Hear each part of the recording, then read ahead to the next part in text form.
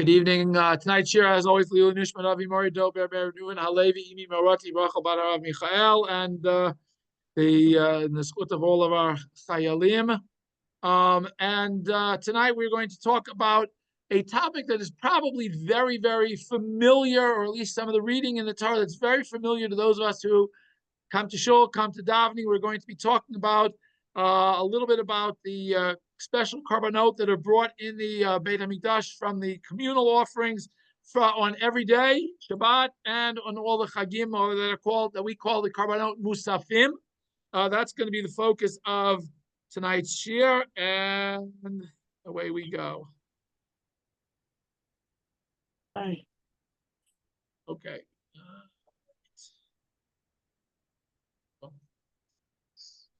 Okay, so we're going to start. We're going to be reading. This is again the last three aliyot in the parsha, beginning with Aliyah Chamishi, Perek Chavtet, and the first pasuk of Perek Lamed, which somehow, for some reason, they kept in this week's parsha when they divided the chapters. I don't know why they didn't divide it with the end of the parsha. I have no idea, but that's a whole different question. But if we look at these parsha, as I said, it talks about the daily offering that was brought every day in the Beit HaMikdash, as well as the korbanot Mussafim that were brought on Shabbat and Chagim. And I'm going to try to answer a couple of questions. So if we're going to look at there are two times actually the Torah tells us about the Korban Pesach. About the Korban Tamid. There are two times that we're told about that in the Torah, once in Shemot in Perek Chavtet, which is in Parshat Titzaveh, along with the rules, the laws of the Mishkan. We have the laws of what seems to be the Korban Tamid, and yet we're given the same halachot in this week's parsha. We're going to see that they very, very much parallel each other, and we're going to try to see what the different parshanim have to say about why this command seems to appear twice in the Torah. That's one topic we're going to try to address. And the other topic we're going to try to address is if these are all laws of korbanot, and we know that all the korbanot really are supposed to be in Sefer Vayikra, why are they here in Parshat Bamidbar rather than where they seem to belong in Parshat Vayikra? And we're going to do a comparison of this parsha, which talks about the Chagim, and the parsha in Vayikra, which talks about the Chagim in Parshat Emor. We're going to see some parallels there and try to understand why this is in our parsha rather than somewhere else.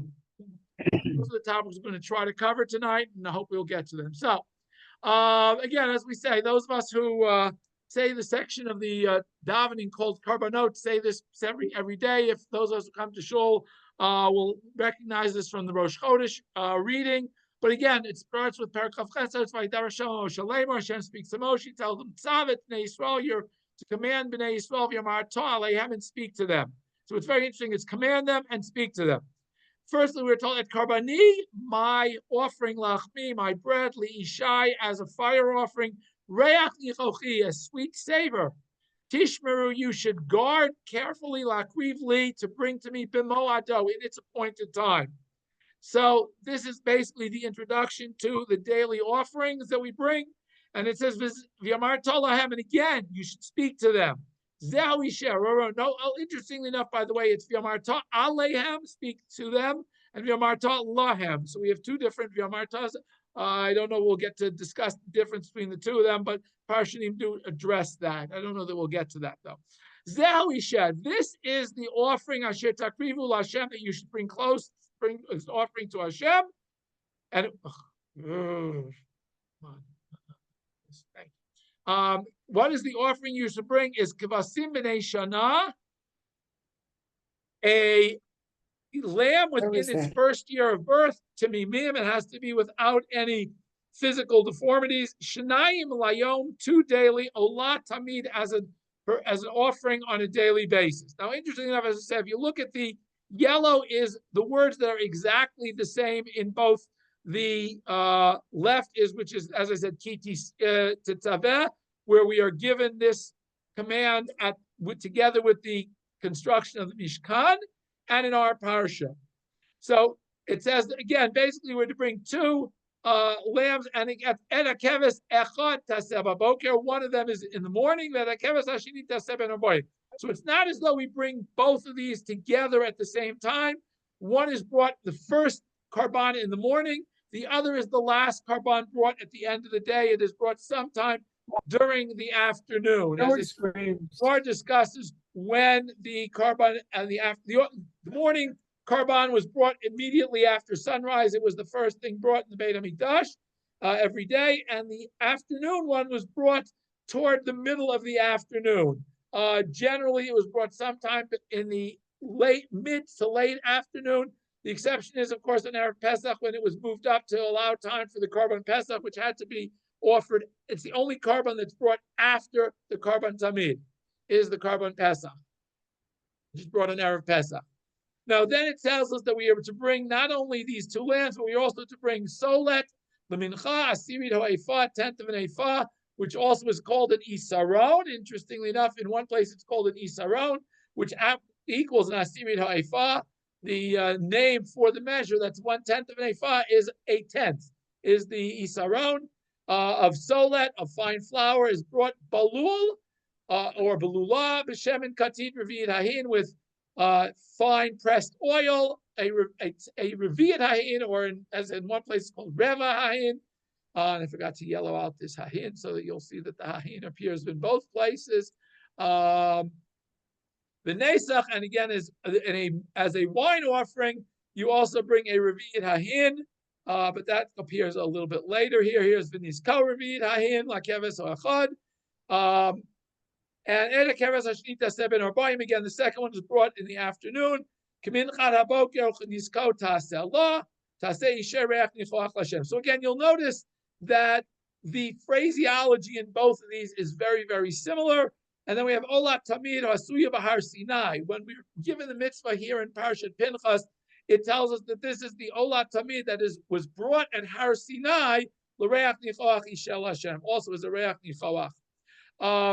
And interestingly enough, in Tetzaveh, we are told that this is an Olat Tamid L'Dorotechem. This is to be brought for all your generations. So that it seems that we have this mitzvah appearing twice in the Torah. Once, as I said, in Tetzaveh, we are given all of the laws of the Mishkan, and this seems to be included. And here in our parsha, where it prefaces and leads into all the Korbanot Mussafim, which are the other communal offerings that are brought in the course of the year. So then it goes into, as I said, we have a Yom HaShabbat. We're to bring also Shnei Chavasim, but here the two Chavasim are brought together as the Musaf. They are brought at the same time consecutively, one after the other, rather than the two daily ones, which are brought as the bookends of the daily temple service. This is the Olat Shabbat b'Shabbato, the offering for each Shabbat in its appointed Shabbat. Alolat HaTamid, in addition to the daily offering and its wine libation. So in other words, Shabbos has again, the same thing. As with all of the Korbanot Musaf, we have an animal offering, a meal offering, and a wine offering, all of which are brought on the Mizbeach together with as part of the Korban. And that, if you think about this, that's why we have, whenever we have a Tfilat Musaf, it is coming from our parsha here, right, in Parshat Pinchas.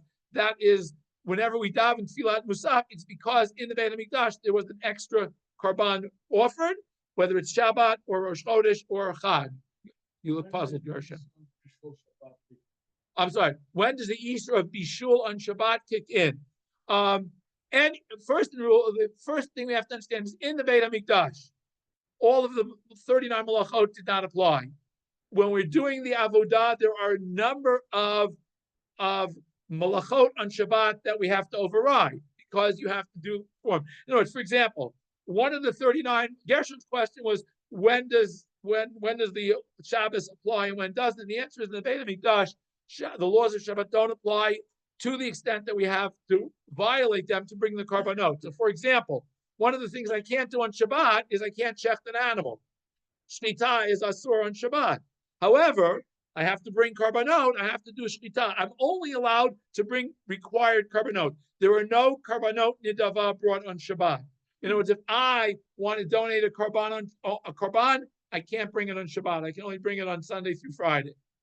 Okay, not on Shabbat, because the only korbanot that override Shabbat are korbanot for the community that are commanded, that are required. Even if I have a communal voluntary offering, I can't bring it on Shabbat either. It has to be the required korbanot. So the Tamid and the Musaf.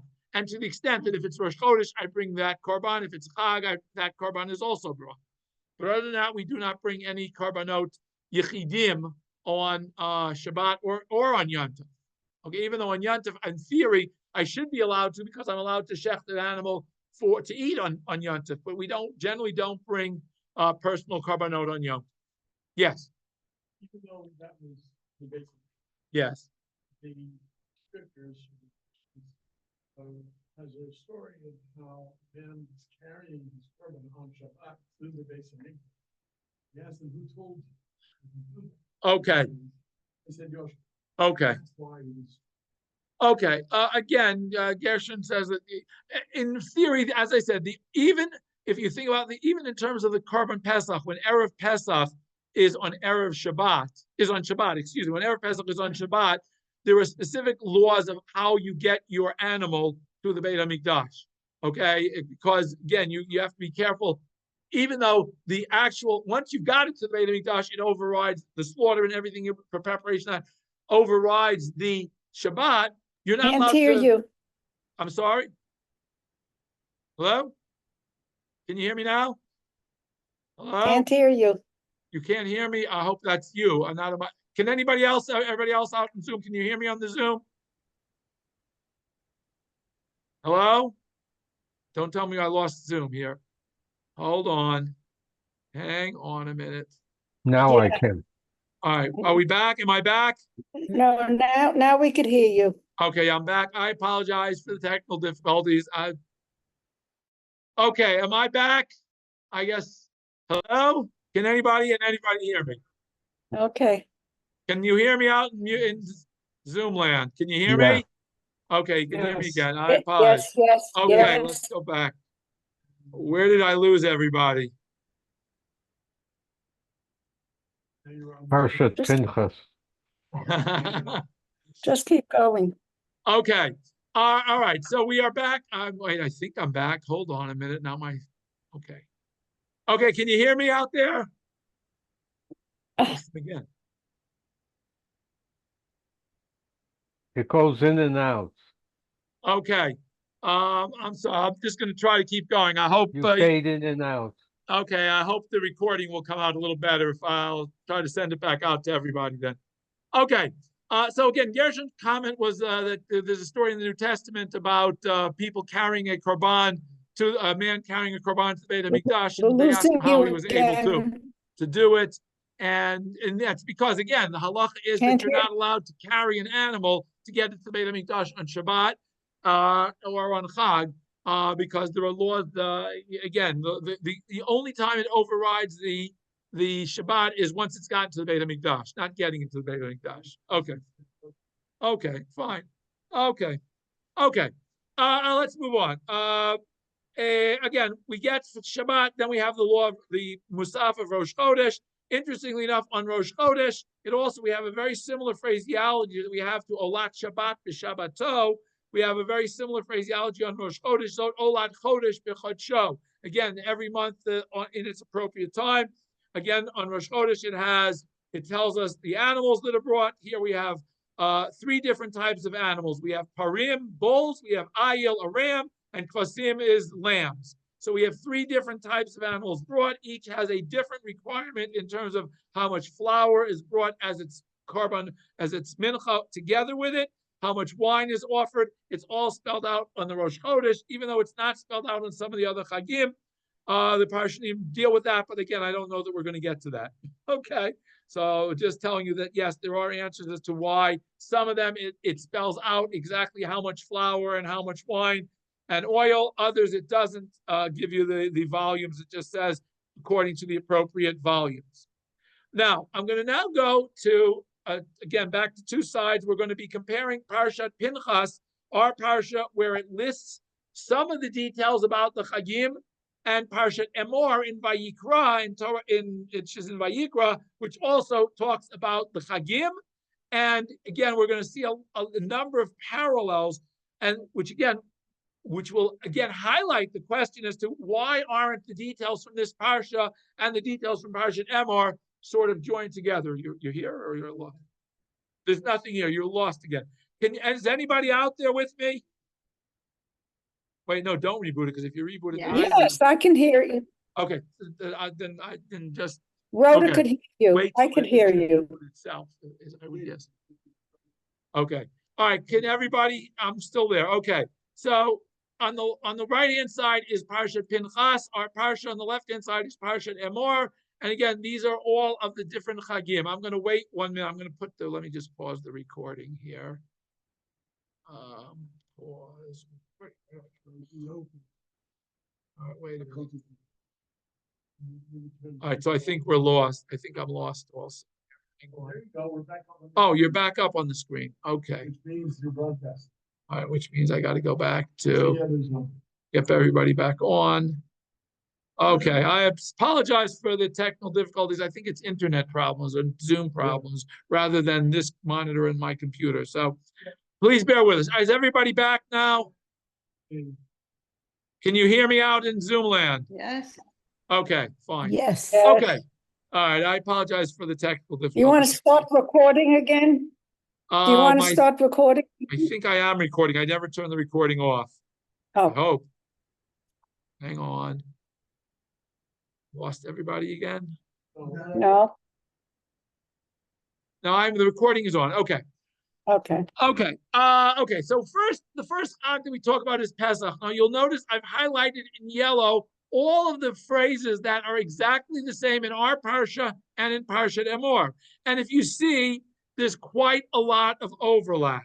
A significant part of that there's overlap. Some is slightly phrased different. The blue means it's slightly different phrase, but it's basically saying the same thing. And I have 2 words that are in purple, which don't appear here, do appear in Emor, but interestingly enough, they're going to appear in Pinchas, but not on the first day of Pesach, but later when we get to the 7th day of Pesach, interestingly enough. But I'm only showing this overlap just to show you how much overlap this is, which seems to beg the question as to why our parsha is here. We should have just merged the two. Since there's so much overlap, the two should have been merged into one parsha, either there in Vayikra, which is where it logically would fit because it's talking about things that relate to the Beit HaMikdash, and why is it all here repeated again in our parsha? So those are some of the issues where I hope we're going to get to if we get this thing. Now you'll notice, as I said, that remember that Yeh Lachem, which appeared in the first day in Emor, but not here, appears on the 7th day in Pinchas, but not in Emor. So it just got moved down a little bit, it seems. But again, you'll notice, as I said, even when we talk about the 7th day of Pesach, again, lots of overlap in the words. The part that is added here that's not is all the details about what the Korban Musaf consisted of. Whereas in Emor, we're told the Kraftemi Shel Hashem that you have to bring a Korban Musaf. We're not told the details of what it is. Those details are spelled out here in very directly, how many bulls, how many rams, how many lambs, and how much flour and wine has to be brought. Now here we don't talk about the wine. We just talk about the flour. I take it back. Okay. Then we get to Shavuot, which is the one parsha that really has very little overlap, because in Emor, we're talking about the whole counting of how we get to Shavuot. How do we know when Shavuot is? Well, we count the 7 weeks, and the 50th day becomes Shavuot. And then on Shavuot, it's a Mikra Kodesh Yelachem, it's a Chag, Kom Lechad Avodolo Tasu, which is what we're told here immediately at the beginning of, and here it's called Yom HaBikurim. The 50th day is called on the day of the Bikurim. When we bring this Mincha Chadash Al Hashem, we bring the Korban of the Shtei HaLechem. Then it's Mikra Kodesh at the end of this counting of the weeks. And then we're told what the Korban is, and that's all we have for Shavuot. So Shavuot is probably the one chapter that at least there seems to be very little overlap. It talks about the Chag in Emor, and here it talks about the Korban, which seem to at least have the job separated. Then we get to Rosh Hashanah. Again, we'll find quite a bit of overlap. Chodesh Shvi B'Achad LaChodesh. And interestingly enough, there it's called a Zichron Teruah. Here it's called a Yom Teruah. But again, we are talking about the same Korban. And again, notice both of these very, very short. Rosh Hashanah is the shortest Chag in terms of description in Parshat Emor. It's all of 3 psukim, one of which is Vaydaber Hashem Moshe Lemor. And yet here again, the only detail is that are added, the details are added are the Korbanot that are brought. And interestingly enough, here in Parshat Pinchas, we are told, by the way, that Rosh Hashanah happens to always fall on another day, on Rosh Chodesh. So it says, in addition to the Musaf for Rosh Hashanah, this is not to replace the Rosh Chodesh. It says, in addition to the Rosh Chodesh offering, and in addition to the regular Korban Tamid, all of those are brought on Rosh Hashanah, which is, by the way, on Rosh Hashanah is the only chag that when it's during the week we add in the tefillah we say et musfei Rosh Hashanah. It's never called. By the way, it's never called Rosh Hashanah in the Diat davening, or here it's always called Yom HaZikaron. Okay, but again it's musfei Yom HaZikaron because there's the Musaf of Rosh Hashanah and there's the Musaf of Rosh Chodesh, even if it's not Shabbat. And if it's Shabbos, then there's 3 Mussafim that we bring on that day. Okay, we get next after Rosh Hashanah comes Yom Kippur. Again, you'll notice again the rest of Chodesh Hazeh. We're told the basics, Kol Malacha Lo Tasu, and we're also told this V'ini Temet Nafsho Techem. We're told in both places, so we have the same overlap. Yikraftem Olal Hashem instead of Yikraftem Ishel Hashem, and here, of course, in our parsha, unlike as I said in Emor, where it gives us the details, gives us just that we have to bring a korban. Here it tells us exactly what the korban is. And also, here it tells us that, by the way, all of this korban that we bring is milvad chatana kippurim. This has nothing to do with the Yom Kippur whole avoda that we talked about in Parshat Achrei Mot. But again, notice Achrei Mot in Vayikra, Emor in Vayikra. All the other times we talk about Yom Kippur, it's in Vayikra. Here, this is the only time we talk about it here in Bamidbar, is when we give the details of the Korban Musaf. Then, of course, we get to Chag HaSukkot. Again, you'll notice that the brief description is very similar. Chamisha Asar Yom LaChodesh, we have a Chag, it's 7 days, and we are to bring a Korban. And then, interestingly enough, here we're told in the Emor, we're told Shivat Yamim Takrivu Ishel Hashem. For 7 days, you'll bring a Korban. Doesn't tell us what the Korban is. Here in Pinchas, it details what the Korban is for the first day, the second day, the third day, the fourth day, 5th day, 6th day, 7th day. All have separate Korbanot. It's different, unlike Pesach, where the Korban Musaf is the same exact Korban every single day. Sukkot, it's different. There's a difference in each of the days. The difference, by the way, is not significant. I mean, it is significant, but it's only one of the 3 types of animals that changes. And that's the number of harim, number of bulls that are brought. It goes from 13 on day 1 down to 7 on day 7, decreasing 1 each day. There's a whole parshanut on why those numbers are. That's a whole different shiur, but I just want you to be aware of it. And then we go to, of course, Bayom HaShmini. There's an 8th day, even though Sukkot is only 7th day, there's an 8th day after it. And again, it has its own korban. So, as I said, we see from here, there's a lot of overlap between the discussion of the Chagim in Emor, discussion of the Chagim in our Parsha, and now we get to the Parsha trying to explain why are all the Korbanot, which should have been in Vayikra, here in Bamidbar. So we're going to start, as we usually do, with Rabbi Shlomo ben Yitzchak, Rashi. And wait, we have to get through all the... Okay. Now, Rashi says, Tzavet b'nei Yisrael. He starts with Ma'amur Lamala. Why? His basic question is, why is this, that he's trying to address is, why is this parsha here? And he's trying to connect it to what we just had before. The last parsha that we had, but right before all of this, talked about how Moshe asks Hashem to appoint a leader, since Hashem has just told him that he is going to die and not lead the Am Yisrael into Eretz Yisrael, which is right where we're at. We're at the end of the 40 years. Bnei Yisrael are at the threshold of entering Eretz Yisrael, and Hashem says to Moshe, it's time for you to step aside.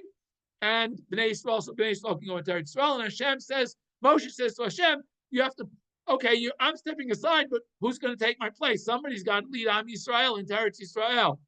And that's the immediate chapter that immediately precedes this.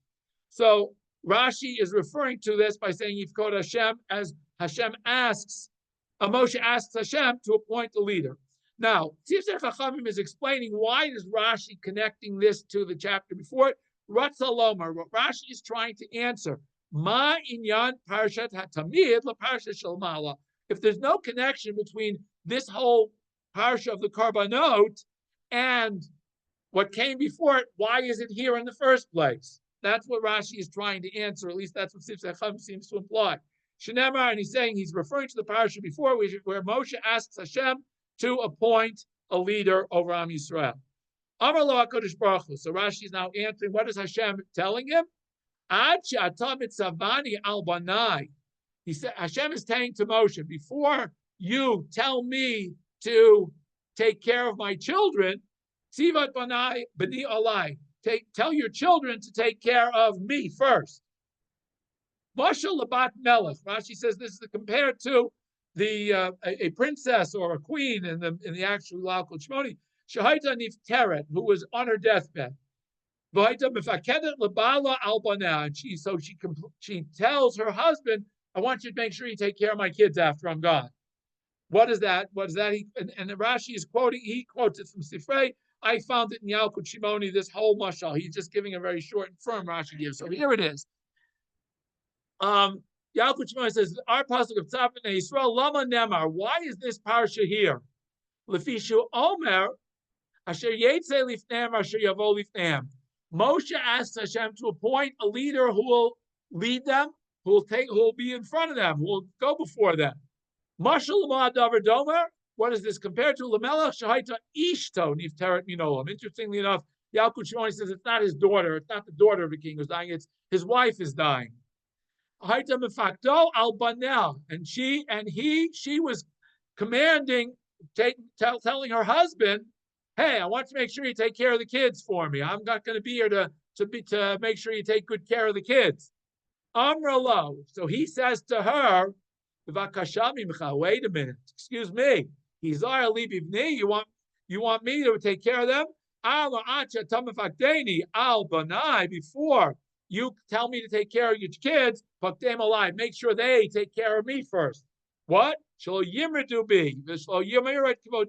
That they should give me the proper respect and not rebel against me and think, oh, they're going to overthrow me. Okay, you're gone now, they'll take over.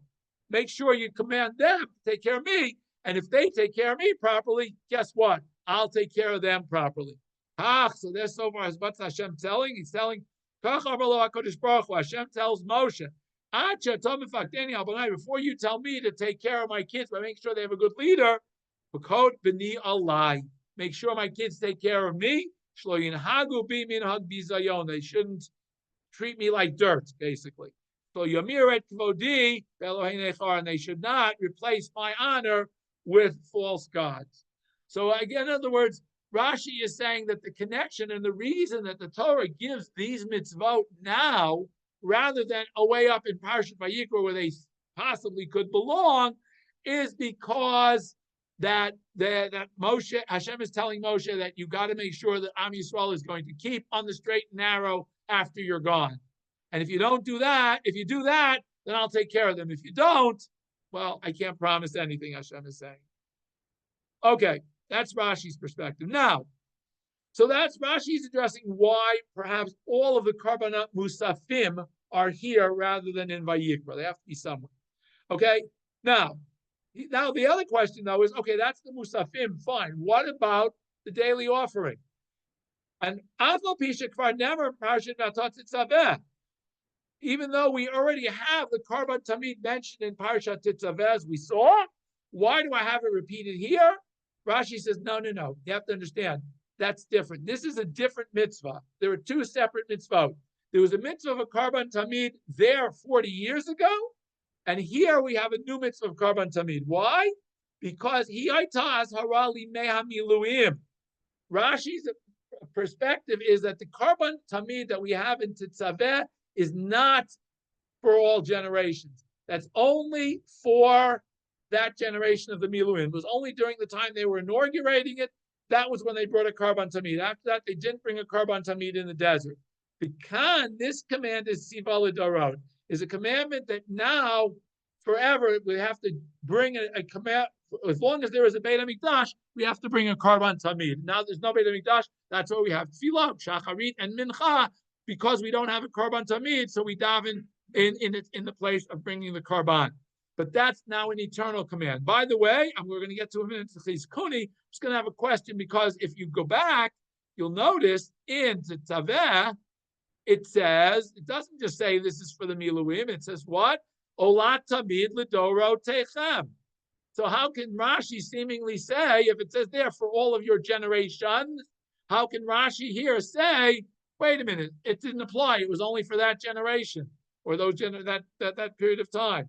How can that be? Why do I need it a second time? So we're going to see in a minute. Chizkuni is going to comment on that. But before I get to that, I want to just bring two quick, short side comments. As I mentioned, one of the interesting things about the phraseology, it says Olat Shabbat b'Shabbato. We say that every Shabbat, so we should be familiar with that verse. It says Olat Shabbat b'Shabbato, and the same thing on Rosh Chodesh. It says Chodesh b'Chodsho. Rashi very simply says, very, very interestingly enough, if we ever get back to him here, he says, why does it say Olat Shabbat Shabbato? Ve'olo Olat Shabbat zu b'Shabbat acheret. You cannot bring this Shabbat's Musaf next Shabbos. Okay, you would think, wait a minute, I missed the Shabbos, I should double up, right? If I didn't bring my Korban Musaf this Shabbos, I should daven Musaf twice next Shabbos, right? I get a chance. Talmud Lomar b'Shabbato. It has to be brought on its Shabbat. Magichim avar yomo, batal karbano. If you missed on Shabbat, you didn't bring the Korban, you blew it. You missed the opportunity. You can never fix it. It's not something that you can make up, that has a makeup.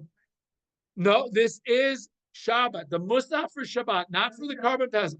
Korban Pesach is the one Korban you can get a chance to make up. Okay, you get Korban Pesach Sheni if you were Tameh on the first one.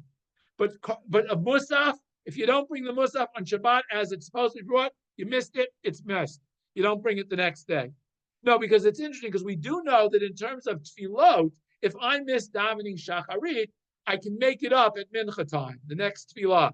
So I would think, oh, I didn't daven musaf Shabbat, I can make it up next musaf. You can't, because specifically the Torah tells us, olat Shabbat, you bring the olah for Shabbat, b'Shabbato, on the Shabbos that it's supposed to be brought. And similarly, Zot Olat Chodesh b'Chodsho, the same exact thing with the Musaf of Rosh Chodesh, Shim Avar Yomo, once the day of Rosh Chodesh is passed, Batel Karbano v'Shuv Ein Lo Tashlumim, you can't make it up. Okay, so that's just a side thought. That's not the main thrust, but it's an interesting thought that the Karbanot, if you miss the time, if a Karban has a specific time, you miss the time, you can't make it up. The exception, as I said, is Pesach, where where you do get a second chance, but every other Korban you don't get a second chance. Okay, we're going to skip this because I'm running, of course, later than I expect, as usual. Another thought Rashi brings very interestingly, the fact that we have three different types of animals. We bring bulls, we bring rams, and we bring lambs. Each of those, Rashi says, is to remind HaKadosh Baruch Hu of the merit of one of the patriarchs. The parim, the bulls, are Keneged Avraham, are to remind Hashem of Avram, that what did Avram do? El Habakar Ratz Avraham, that Avram ran to, when the Malachim came to visit him, he ran to shech a bull to feed them. The Elim, the rams, are to remind us of the ayil that was brought in Yitzchak's place at the Akedah, to remind us of Yitzchak, and the Klasim are to remind us of Yaakov, to remind not us, but remind Hashem of Yaakov, who says, Aksavim had freed Yaakov, that Yaakov, when he was, the years that he was toiling for Lavan, and he didn't forget Hashem. He brings that from Yisod, from Rav Moshe Darshan. Now, as I said, Chizkuni is going to ask a very interesting question about, on Rashi, again, Perish Rashi, how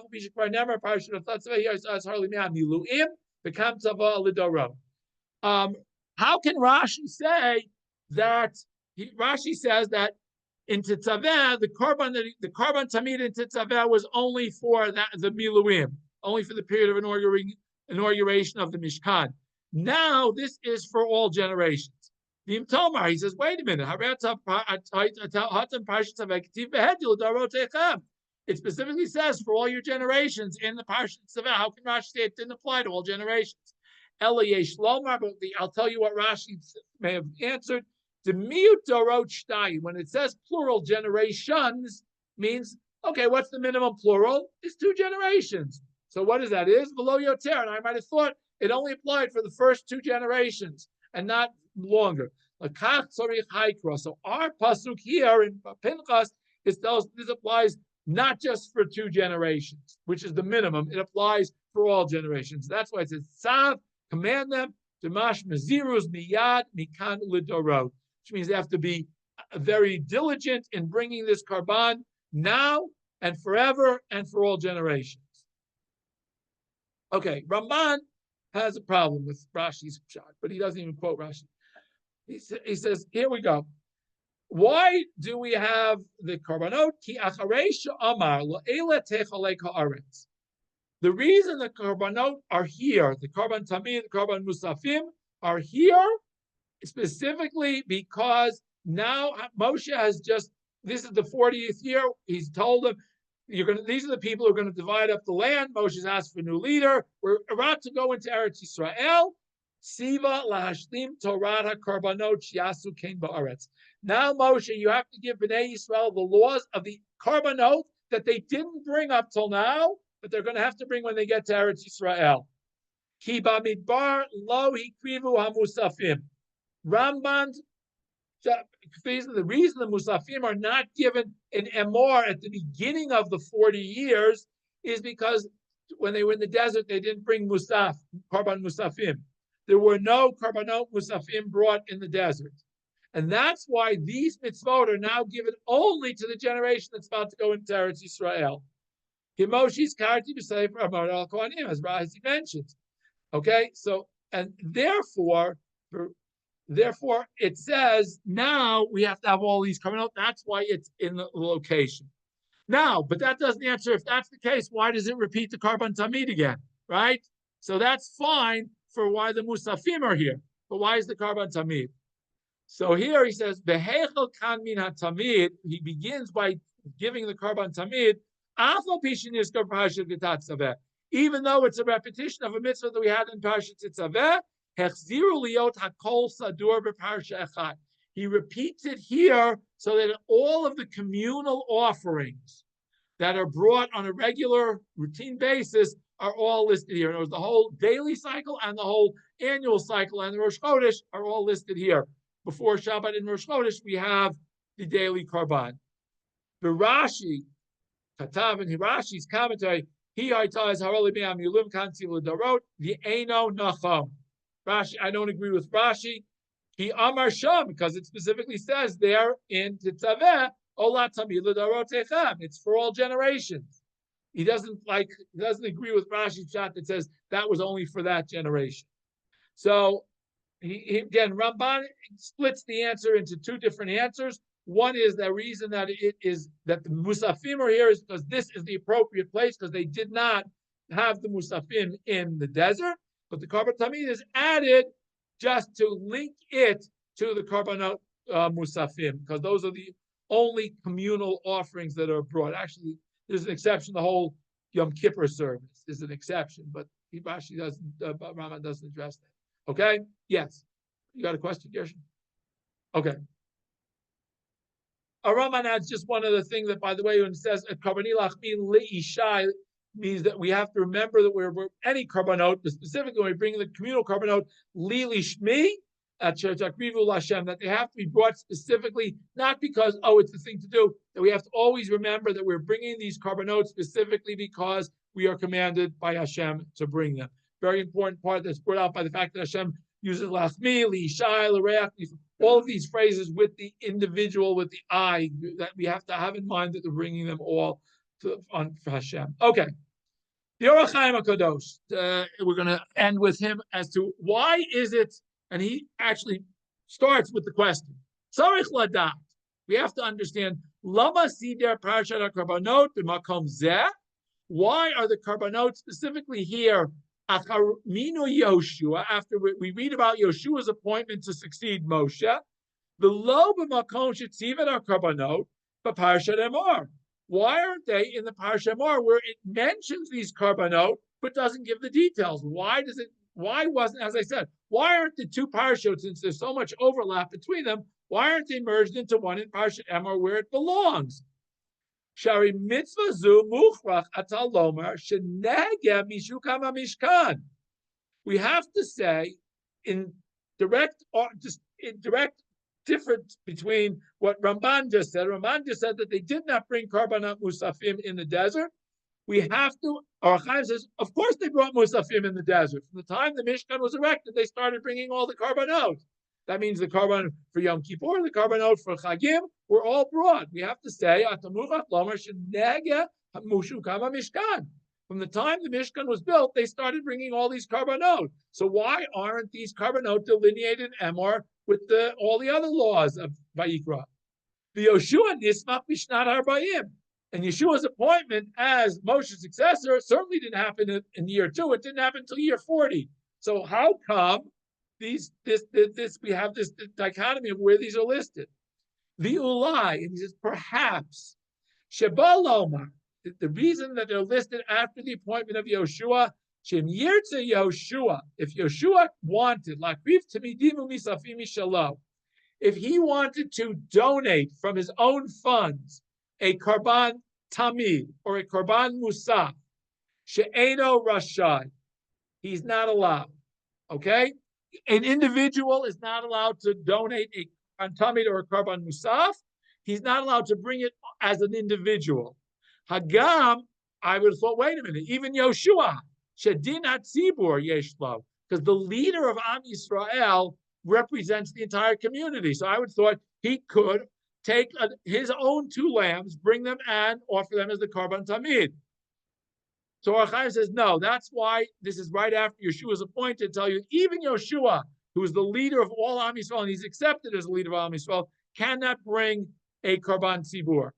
Lazeh Sidar Mitzvah Zu Acharei Minu Yoshua, the Tzivui Ba Shetiyah Mishel Tzibur, that all of these offerings have to be brought from communal funds, from the half shekel that everybody gives every year.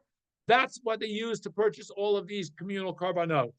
Because you have to command all of Am Yisrael to bring them. They're not allowed to be brought except from communal funds. That's why we have this, the Amarta Aleihem. You have to tell them it has to come from communal funds. Okay. Now, in the end, he gives another reason. Okay, let's skip this. Okay. Shuv. Okay, however, he saw another solution.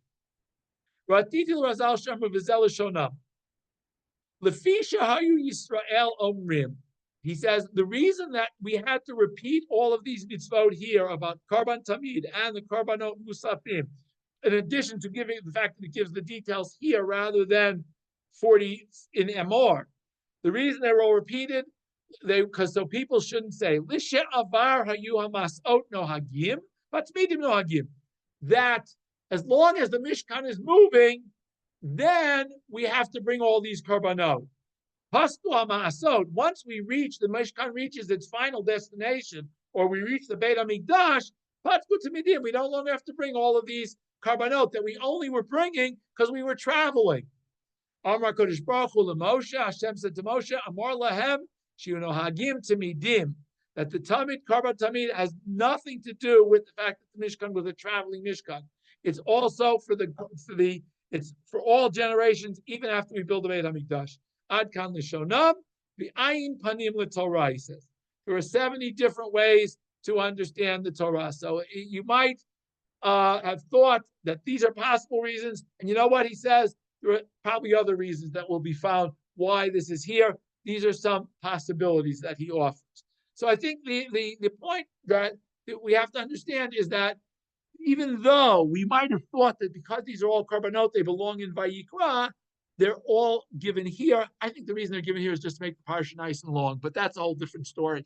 But the reason that they're here, as I said, the Orchaim gives a couple of reasons, Ramban gives a reason, Rashi gives a reason.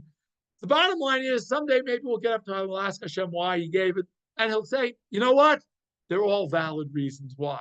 And I think that's really the whole thing with all of the Torah, that no matter how much we try to think we understand and we give reasons and we try to delve into it, no matter how much we understand, we're barely scraping the surface of understanding Hashem, the way that of understanding Hashem through His Torah.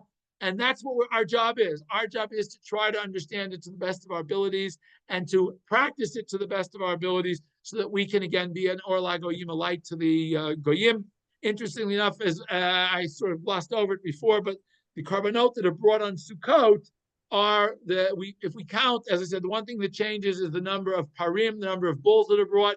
You add them all up, you get to 70, which represents, at least according to Chazal, the 70 nations. So that we are supposed to be acting on behalf of all of the world, not just on our own behalf. That when we serve Hashem, we are trying to show the world how to live a life, a Torah life, an ethical, moral life. When we're able to do that, we will be zocheh to once again rebuild the Beit HaMikdash, and we will zocheh to Gula Shlem Meher Yameinu. Thank you all for sharing. I apologize for all the stops and starts as we had some issues. I understand with the